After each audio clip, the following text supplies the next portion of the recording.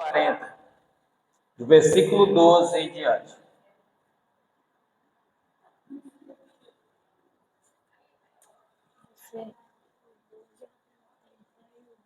Uhum.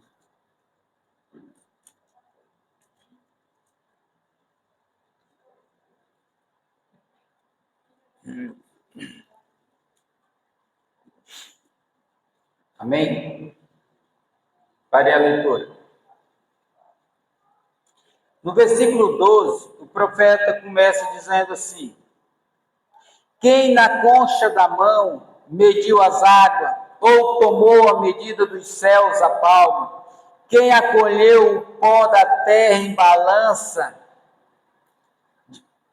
a terça parte em vasilha, e pesou os montes e colinas numa balança, quem guiou o Espírito do Senhor, ou como seu conselheiro o ensinou, com quem ele se aconselhou, para que ele desse a compreensão, quem lhe ensinou a vereda da justiça, ou quem lhe ensinou a sabedoria, e quem lhe mostrou o caminho do entendimento. Eis que as nações são consideradas por ele como um pingo que cai de um balde, ou como um grão de pó na balança. Eis que ele carrega as ilhas como se fosse um pó fino. O Líbano não seria suficiente para o fogo do altar, e os animais de lá não bastaria para o holocausto. Diante dele todas as nações são como coisas que não é nada. Ele as considera menos do que nada, como um vácuo. Com quem vocês querem comparar a Deus? Com qual imagem vocês podem confrontá-lo? Quanto às imagens, esta é moldada pelo artífice, depois o ourive o reveste de ouro e forja correntes de prata para ela. O pobre, que não pode fazer de tal oferta, acolhe um pedaço de madeira que não apodrece. Procura um artífice e perito para fazer uma imagem esculpida que não auxilie. Será que vocês não sabem? Será que não ouviram? Será que isso não lhe foi anunciado? Desde o princípio, vocês não entendem isto? Desde a fundação do mundo, vocês não entenderam. Para os fundamentos da terra, ele é aquele que está sentado acima da cúpula da terra, cujos moradores são como os gafanhotos.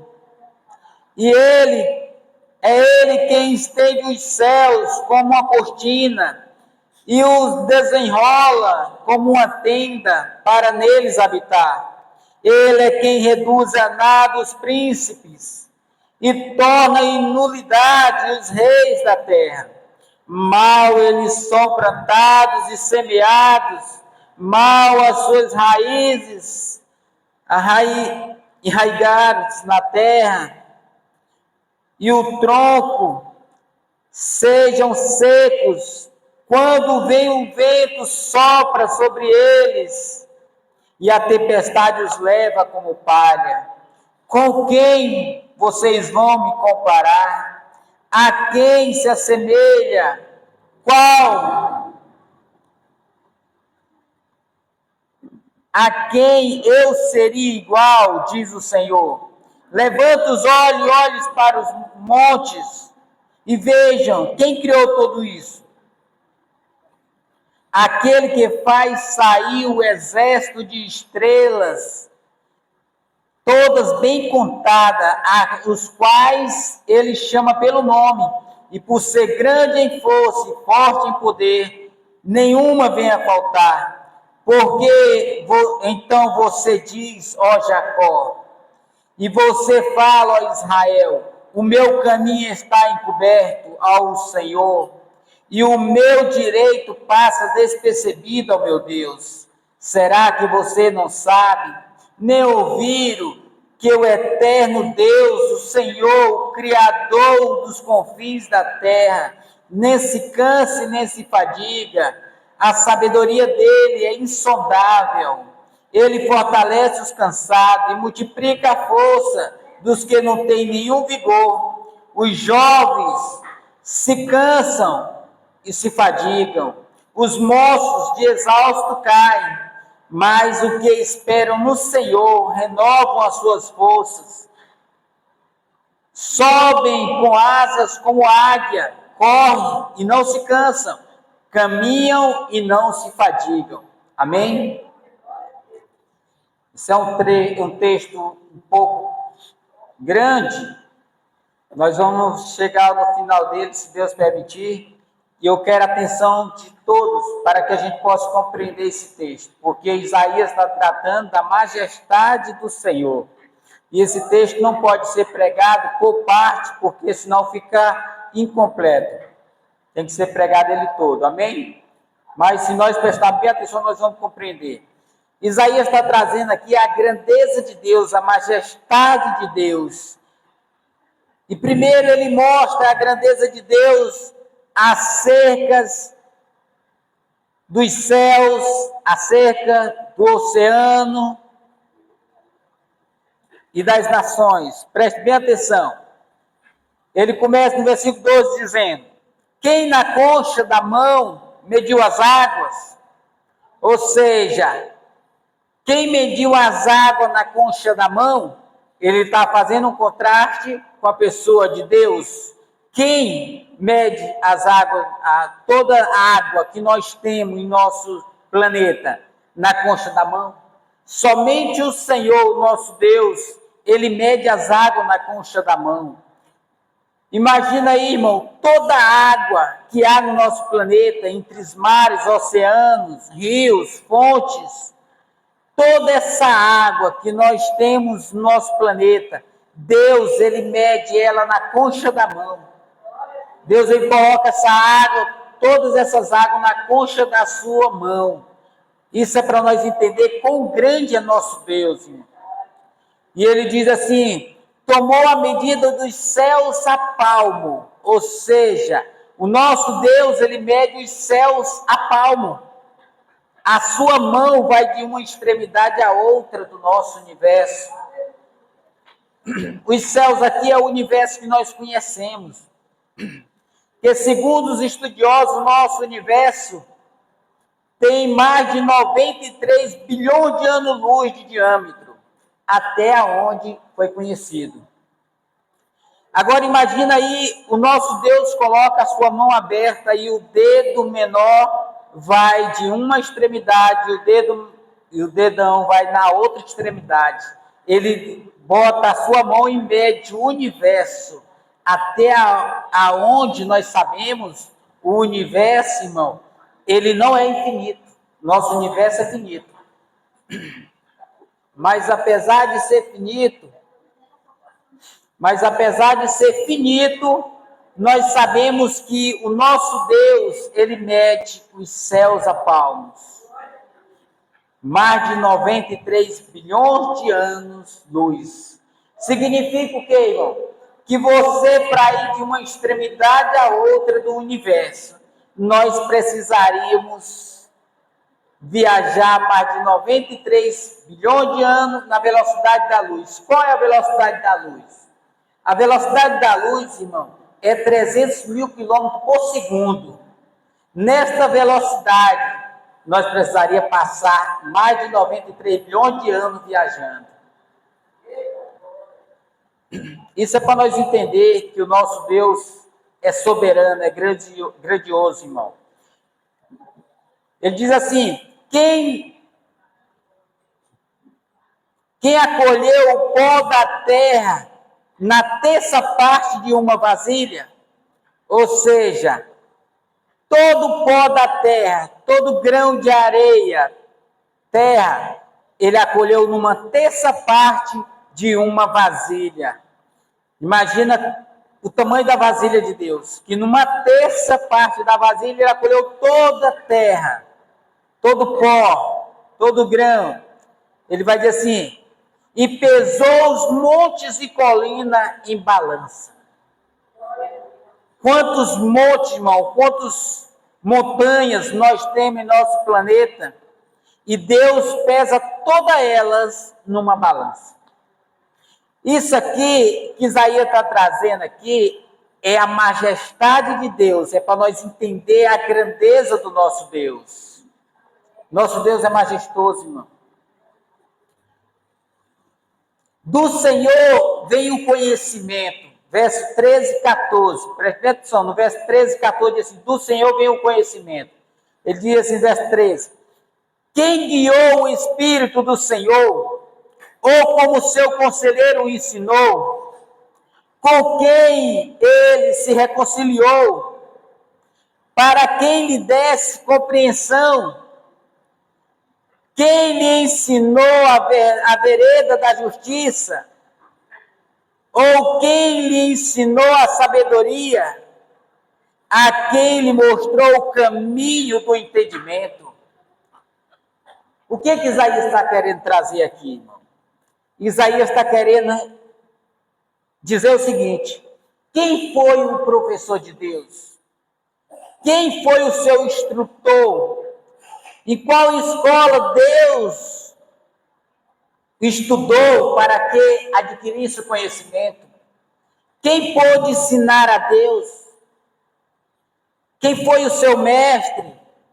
Será que Deus adquiriu conhecimento humano? E mais, a sabedoria de Deus, ela é insondável, ela é infinita, ela é eterna. Ou seja, ninguém pode ensinar a Deus.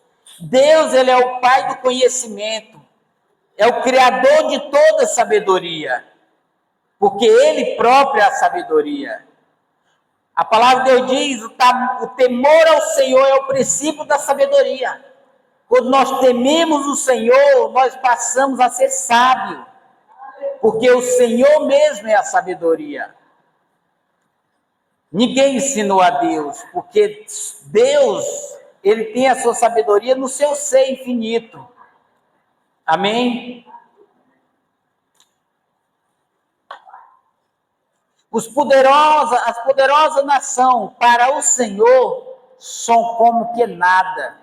No verso 15 a 17, preste atenção, verso 15 a 17 diz assim, eis que as nações são consideradas por ele como um pingo que cai de um balde, ou como um grão de um pó na balança. Eis que ele carrega a zilha como se fosse um pó fino, e o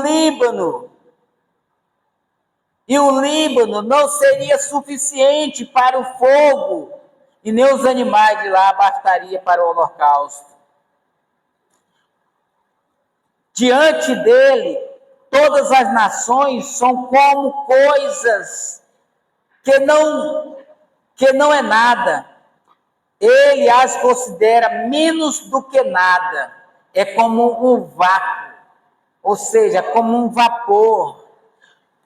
Aqui mostra como que Deus vê as nações. Ele diz que as nações, todas as nações, por mais grande que seja, por mais poderosa que seja, todas as nações, para Deus, é como uma gota num balde. Aquela última gotinha, depois que você despejou toda a água, aquela última gotinha ali a pingar, Deus considera as nações tão pequenas como aquela gota. E ele vai dizer que também para ele as nações são como um pó fino de uma balança. Aquele pó que você pesou a balança, limpou a balança e ficou um pozinho, a poeirinha. Aquele pó fino são as nações diante de Deus. E nós vemos nações se gloriando hoje, né? Reinos se gloriando. dizendo que até são capazes de destruir o mundo, e Deus trata eles como uma gota de um balde ou um pó fino numa balança. E ele vai dizer ainda mais: Deus carrega a ilhas como se fosse um pó fino. O nosso Deus carrega todas as ilhas como se fosse um pó fino. Se as nações para Deus são como um pó na balança, Deus carrega as ilhas como um pozinho fino. Agora imagina como Deus carrega as nações. Ele vai dizer que nem o fogo, nem o Líbano, que é uma floresta mais densa da antiguidade, seria suficiente para o fogo do altar. Toda a madeira do Líbano não seria suficiente para o fogo do altar. E nem todos os animais da terra bastaria para o holocausto.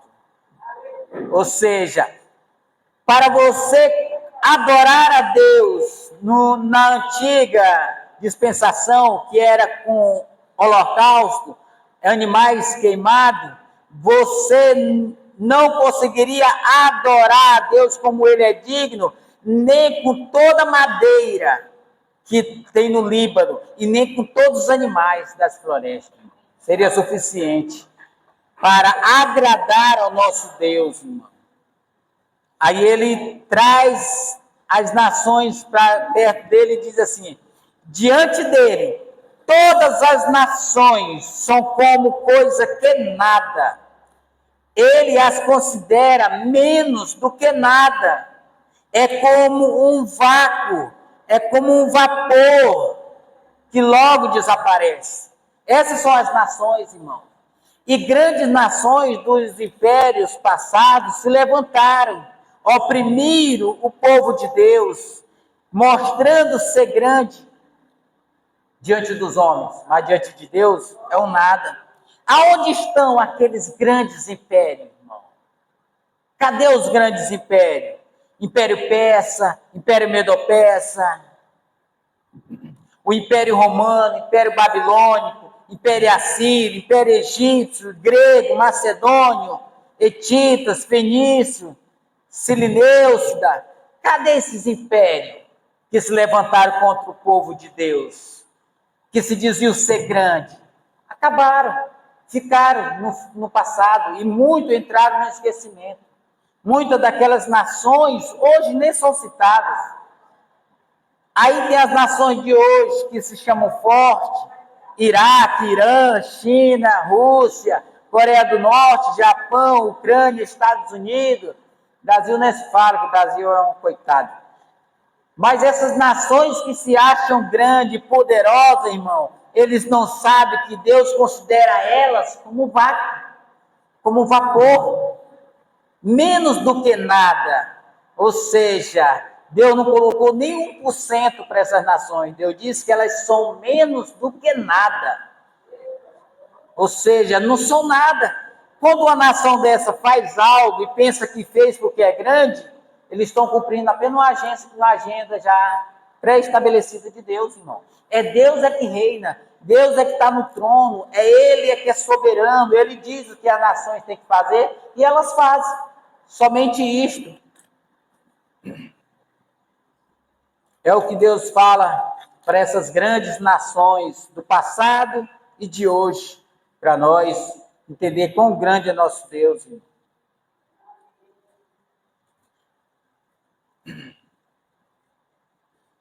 Quarto ponto.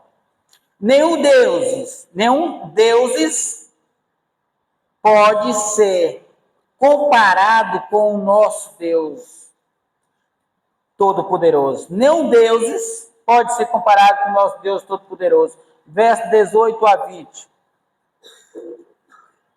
18 a 20 diz assim: com quem vocês querem comparar a Deus? Com que imagem vocês podem confrontar? Quanto à imagem, esta é moldada por artífice. Depois o orive o reveste de ouro. Forja uma corrente de prata para ela. O pobre não pode fazer tal oferta, procura um artífice e acolhe um pedaço de madeira que não apodreça, para fazer-lhe uma imagem esculpida que não auxilie. Agora ele vai trazer diante de nós os ídolos, os deuses das nações, os deuses pagãos. Irmãos, muitos deuses se levantaram no passado, inúteis, porque eram deuses que não tinham nenhum poder e deuses que não podiam fazer nada. Hoje, em nosso tempo, também temos deuses, ídolos, pessoas que moldam um boneco e dão um nome e ali vão adorar. É Deus de papel, de madeira, de gesso, de barro, de metal precioso, como ouro, prata, bronze, mas estão mortos, não pode fazer nada. Eles colocam uma corrente para poder prender esse Deus, para que esse Deus não caia, não auxilie caia e não se esbagace no chão. O pobre, que é o mais miserável, irmão, ele nem sequer pode comprar um Deus mais caro, de metal precioso. Ele vai lá e pega um pedaço de madeira e molda um Deus para adorar. Isaías vai bater muito em cima da idolatria também, irmão. Ou seja, quem são esses deuses? O que eles podem fazer? Qual será o poder deles? Eles não têm nenhum poder. Deixa eu ir lá em Salmo, se vocês quiserem ir, quem for mais rápido. Salmo 115. 115, do 4 ao 8.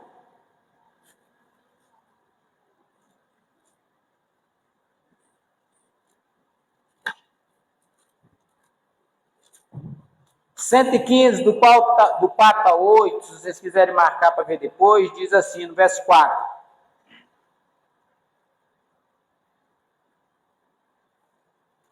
Os ídolos das nações são prata e ouro, obra da mão humana. Tem boca, mas não fala. Tem olhos, mas não vê. Tem ouvido, mas não ouvem. Tem nariz, mas não cheiram. Tem mão, mas não apalpam. Tem pés, mas não andam. E nem som nenhum sai da sua garganta. Tornam-se semelhante a eles os que o fazem e todos que neles confiam. Ou seja, os deuses pagãos, deuses das nações, eles estão mortos. Ele tem boca, mas não fala, tem olhos, mas não vê, tem ouvido, mas não ouve, tem nariz, mas não cheira, tem pés, mas não anda, mão, mas não apalpa, e som nenhum sai da sua garganta. Eles são inúteis, e as pessoas se curvam diante deles. Em vez de olhar para cima e enxergar o nosso Deus, o Todo-Poderoso, que faz das nações como que nada, um vácuo, eles vão adorar bonecos feitos pelas próprias mãos e acham que pode fazer alguma coisa. Preste atenção que Deus está dizendo aqui, através do salmista, que tornam-se semelhante a eles aqueles que fazem, ou seja, assim como o Deus deles é inútil, eles também adorarão inutilmente. E aqueles que neles confiam, é inútil a adoração desse povo. Quando você se prostra diante de uma estátua, diante de um boneco para adorar, irmão, a sua petição é em vão, porque aquele boneco não pode fazer nada, ele não pode sair dali se você não tirar, e se o vento soprar, ele cai e quebra, se você não proteger, ele vai se esbagaçar. Agora imagina aí, você confia num Deus que você precisa proteger ele. É incoerente, né não? Se o Deus, se você clama a ele, é para que ele te proteja, e você que tem que carregar ele, proteger ele, senão ele se esbagaça, é para você ver quão ignorante é o ser humano. Isaías chega a dizer que o homem, ele corta a madeira, racha a lenha, faz um fogo, assa o pão, e se esquenta com o calor do fogo, e da cinza pega o resto da madeira, desenha um boneco, um deus, e ali se prostra diante dele. E não tem noção que aquilo dali é um pedaço de madeira, que ele usou para fazer o seu pão, para fazer a sua comida e para se aquecer. É simplesmente um pedaço de madeira, mas a mente cauterizada do ser humano é impossível de reconhecer que ali é um Deus inútil. Ele ainda se prostra. Nós fazíamos isso no passado. Eu, por exemplo, eu cansei de beijar o pé daquela santa que tinha naquela igreja católica ali, da Coed. O pessoal ensinava isso, eu aprendi lá dentro, eu ia todo sábado para a igreja. Eu aprendi lá dentro lá que aquela santa ali ia me proteger. Era inútil, irmão. Os homens carregavam aquela santa ali no meio do bairro, inteirinho, numa procissão. Se aquela santa tivesse algum poder, ela mesmo caminhava sozinha. Era preciso ser carregada. Para você como é inútil os deuses das nações, irmão. Como que nós podemos comparar esses deuses com o nosso Deus, que é um Deus que está em toda parte, é um Deus onipotente, onisciente, onipresente? Quinto ponto, o nosso Deus é quem governa o mundo, ele é quem levanta reis e abate reis. Preste atenção no verso 21 a 24. Verso 21 a 24 diz assim: será que vocês não sabem? Será que não ouviram? Será que isso não foi lhe anunciado? Desde o princípio, vocês não entendem isto? Que desde a fundação do mundo, vocês não entendem. Para os fundamentos, vocês não atentam para os fundamentos da terra. Ele é quem está assentado sobre a cúpula da terra, cujos moradores são como os gafanhotos. Ele é quem estende os céus como uma cortina e o desenrola como uma tenda para neles habitar. Ele é quem reduz a nada os príncipes e torna em nulidade os reis da terra. Mal eles são plantados e semeados, mal se arraigou-se na terra o seu tronco. Já secam quando sopra um vento sobre eles, uma tempestade o leva como palha. Ou seja, os reis, os poderosos da terra, eles são considerados para Deus como os gafanhotos, como um animalzinho muito pequeno. Quem é um gafanhoto? À vista de um homem. Desse tamanhozinho um gafanhoto, irmão. Para Deus, os reis, os príncipes, os soberanos da terra, aqueles que se levantam como presidentes, governadores, aquelas pessoas que fazem grandes propagandas de guerra, rumores de guerra, dizendo que são capazes de destruir o mundo todo. Essas pessoas, para Deus, são como gafanhotos. São muito pequenos, irmão. Ele vai dizer que Deus é quem levanta reis e abate reis, irmão.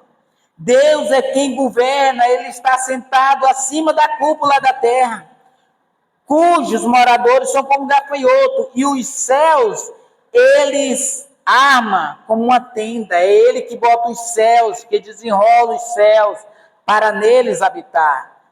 Esse é o nosso Deus. Quem foram os poderosos do passado?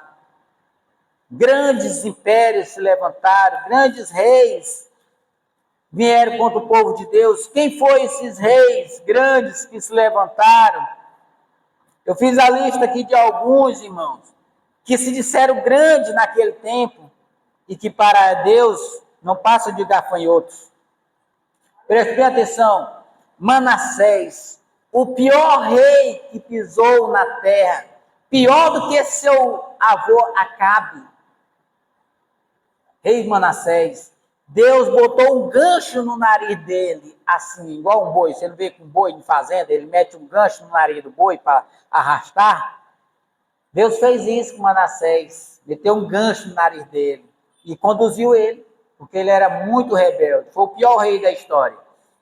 Depois seu avô Acabe destruiu o altar de Deus e construiu vários altares. Rei Acabe morreu, acabou-se.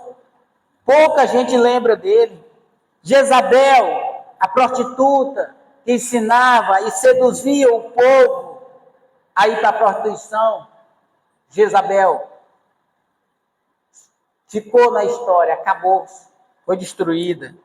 Jeroboão, outro rei perverso. Faraó, rei do Egito. Atalia, Amon, Antíoco e Epifânio. Antíoco e Epifânio, irmão, é aquele rei que o profeta Daniel chega a dizer que ele vai entrar no lugar santo para reinar sobre as nações. No capítulo 24 de Mateus, Jesus cita o profeta Daniel falando. Ele está falando do Etíope e Epifânio. Era aquele rei que se dizia ser Deus. Eles se assentariam num trono e ali se exaltava como Deus. Substituía Deus ali nas nações. Herodes, o Grande, Pilatos, Dario, todos esses reis, irmãos, que se diziam grande, preste bem atenção, todos esses reis se acabaram, ficaram na história. Deus o eliminou, todos esses reis. Ou seja, não existe nenhum rei soberano diante do nosso Deus. Nosso Deus é único, soberano. Hoje nós temos pessoas falando de guerra, rumor de guerra, querendo fazer medo das nações, como Putin, Kim Jong-un, Trump, Xi Jinping, Benjamin Netanyahu, que são os hoje que estão fazendo guerra, alguns que fazem guerra hoje. Quem são eles, irmão? Que logo, logo Deus vai abater, vai destruir eles, e aqueles que não se arrepender irão para o inferno, porque o nosso Deus é que julga nações, o nosso Deus é que levanta o rei. Quando um rei chega no trono, irmão, foi Deus que levantou. Quando um presidente chega a um trono para reinar numa nação, foi Deus que levantou. Ninguém se levanta por conta própria. Quando um rei ruim reina, foi Deus que levantou com propósito para julgar as nações, para punir as nações. Então, quando nós vemos um governo corrupto como esse daqui, foi Deus que permitiu que ele se levantasse para punir o povo, porque o Brasil é uma nação idólatra, é uma nação feiticeira. No Brasil é um dos países que mais mexe com feitiçaria, irmão, e idolatria. E um país pagão, um país que vive de prostituição. O nosso Brasil é um país que mais faz festa, irmão. É festa 24 horas durante o ano todo. O estado que o Brasil mais se parece é com a Bahia, porque a Bahia é o estado do carnaval. E o Brasil todinho vive de carnaval o ano todo, por conta disso. Dos baianos que faz carnaval o ano todo. E a maioria desses carnavais, irmão, apesar de todos esses carnavais que são feitos para o quê? Para essas entidades malignas. São obras de Satanás. Botaram na passarela do carnaval aí um desfile. Jesus, uma pessoa simulando Jesus na frente, e o diabo chicoteando ele. O diabo pisando na cabeça do Senhor, irmão. Fizeram um teatro. Eles não sabem que foi o próprio Senhor Jesus que pisou na cabeça da serpente, esmagou o diabo. É ao contrário do que eles mostraram lá. E não foi o diabo que colocou Jesus na cruz, não, irmão. Não foi os judeus que crucificaram Jesus, não. Não foi nem Pilatos que crucificou Jesus. Quem crucificou Jesus foi o próprio Deus, por amor do seu povo. Eles não entendem nada e ficam zombando, escarnecendo, e eles pagarão um alto preço, irmão. A palavra de Deus diz que de Deus não se zomba. Aquilo que você semeia, você colherá. Eles vão colher o que eles estão semeando. Nosso Deus é soberano, irmão. Sexto ponto. Deus é o Criador dos céus e da terra. Verso 25 e 26. Presta atenção. 25 e 26 diz assim: com quem vocês vão comparar? A quem seria igual, diz o Senhor? Levanta os olhos para o alto e veja quem criou essas coisas. Aquele que faz sair o seu exército de estrela, todas bem contadas, as quais ele chama pelo nome, e por ser ele grande em força, forte em poder, nenhuma delas vem a faltar. Amém? Esse é nosso Deus, irmão. O nosso Deus é grande, irmão. Ele é quem coloca um exército de estrela. Com quem nós podemos comparar a ele? Basta nós olhar para o alto. Basta nós olhar para os céus. Nós vamos ver coisas que jamais um homem seria capaz de fazer. Por mais inteligente que seja, que nós estamos num tempo, num período de maior sabedoria humana. Mas mesmo assim, ninguém é como Deus. Olhe para os céus. Olhe para os astros, olhe para as estrelas, olhe para a natureza que Deus criou, irmão. Quão belos são tudo isso. Isso desenha e modela a grandeza do nosso Deus, irmão. Ou seja, quantas estrelas tem no céu? Segundo os estudiosos, vai dizer que no nosso céu tem mais estrelas no firmamento do que grão de areia sobre a terra. Ou seja, conta o grão de areia da terra, irmão. Vai lá na beira do rio, enche um copo e volte para casa e vai contar. Conte aí as praias que nós temos no Brasil, no nosso planeta inteiro.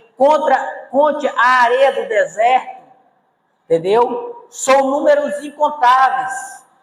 Ou seja, se há tanta areia na terra, o nosso Deus botou mais estrela no céu do que tem grão de areia na terra. E ele diz que cada um estão muito bem contadas. Ele deu o nome, a cada um ele batizou com o nome. E por ser grande em força e forte em poder, quando ele chama, nenhuma falta diante dele. Todas as estrelas estão todas bem contadas e batizadas, irmão. Esse é nosso Deus, é o Deus que nós pregamos. E as pessoas ainda dizem, será que meu Deus é poderoso? Será que meu Deus pode fazer aquilo que eu preciso? Deus é grande, irmãos. Daqui é para nós ver quão grande é nosso Deus. No verso 27, irmão, vai mostrar a onipotência de Deus. Preste bem atenção. E a onisciência de Deus. Verso 27 diz assim: por que então você diz, ó Jacó, e você fala a Israel, o meu caminho está encoberto ao Senhor, e o meu direito passa despercebido. Ou seja, o que a nação de Israel dizia? Deus é injusto. Deus não vê o meu caminho. Está passando despercebido diante dele. E Deus não é, irmão. Deus não é injusto. Deus, ele é onisciente. Nada passa despercebido diante dele, irmão. Deus vê todas as coisas, por mais encoberto que esteja aos olhos dos homens. Deus é aquele que tem os olhos como tocha de fogo, irmão. Mostrando a onisciência do nosso Deus. Ele enxerga aquilo que você não vê. Ele não é limitado como nós, que não enxergamos no escuro, não enxergamos além da curva. Deus, ele vê o amanhã no seu eterno agora. Deus, ele está no passado, no presente e no futuro, no seu eterno agora. Deus é atemporal, ele não está dentro do tempo, ele está acima do tempo, fora do tempo. O nosso Deus é soberano, irmão. Nós não podemos achar que ele é injusto, não, irmão, porque ele vê todas as coisas e ele age conforme o conselho da sua boa vontade. Às vezes ele não responde às nossas orações no mesmo instante, porque ele sabe que é melhor para nós. E às vezes nós pedimos coisas que nós não sabemos se é bom para nós. A palavra de Deus diz que o homem ele pede uma pedra achando que está pedindo pão, pede uma cobra achando que está pedindo peixe. Ou seja, muitas vezes nós pedimos aquilo que vai nos matar, achando que estamos pedindo aquilo que vai nos fazer bem. Por isso, irmão, não julgue a Deus, porque Ele não te respondeu ainda, mas confie nele, irmão, porque Ele fará no momento certo. Deus nunca andou atrasado, porque Ele não é como nós, que tem um minuto para fazer as coisas. Deus, Ele tem o tempo todo a seu favor, porque Ele está fora do tempo. Para Deus, um ano é como um dia, um dia é como 1000 anos, e 1000 anos é como um dia. Deus não conta segundo como nós contamos, irmão. O amanhã para Deus pode ser daqui a 1000 anos, pode ser daqui a 1 minuto. Deus, Ele é soberano para agir no seu devido tempo. A nação de Israel estava errada quando dizia que Deus era injusto e seu caminho estava encoberto. Para encerrar, irmão, o último ponto, do verso 28 ao 31, aqueles que confiam no Senhor, irmão, renovam as suas forças. Preste bem atenção, verso 28 a 31 diz assim: será que vocês não sabem, nem ouviram o que o eterno Deus, o Senhor, o Criador dos confins da terra, nem se cansa e nem se fadiga? A sabedoria dele é insondável. Ele fortalece os cansados e multiplica a força dos que não têm nenhum vigor. Os jovens, eles cansam e se fadigam. Os moços, exaustos, caem. Mas os que esperam no Senhor renovam as suas forças. Eles sobem com asa como águia e correm e não se cansam. Caminham e não se fadigam. Ou seja, o que o profeta está trazendo aqui da soberania de Deus, irmão, é que Deus, Ele não é como nós, um ser que faz uma coisa e se cansa. Deus não se cansa. Ele vai dizer que Deus não fica exausto.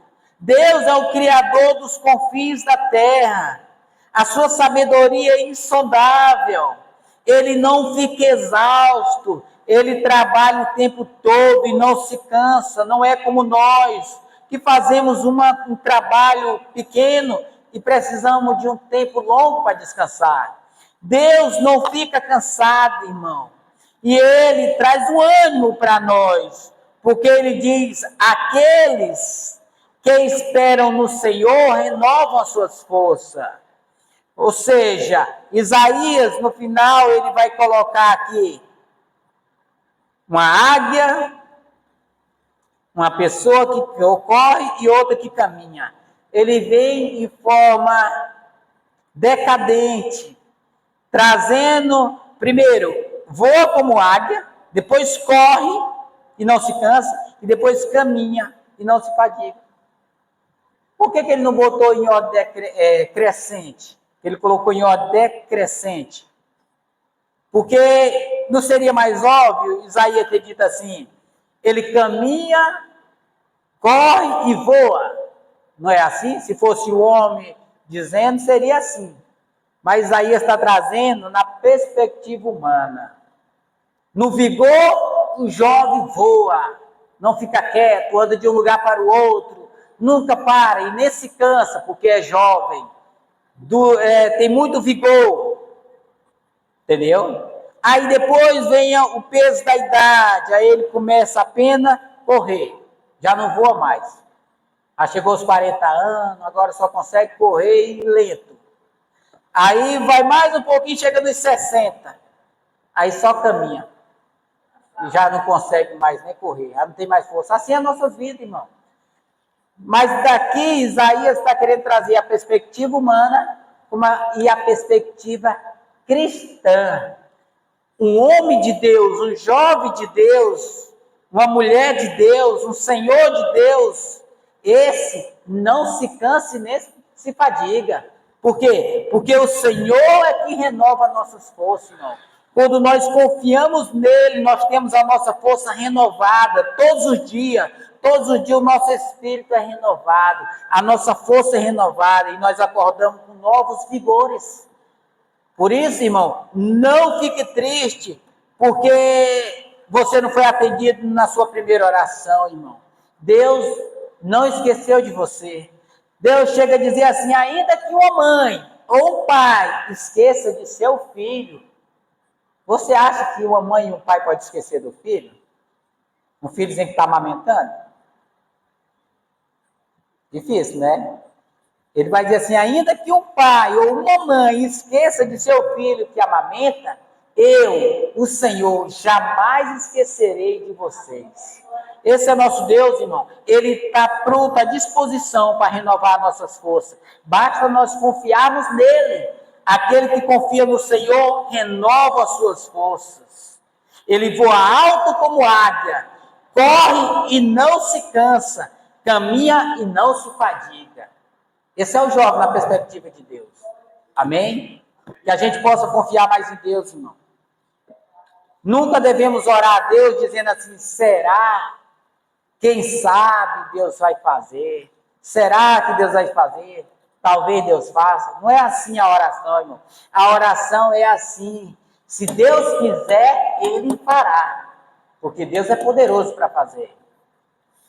Amém? O que nós pensamos e infinitamente mais. Glória a Deus.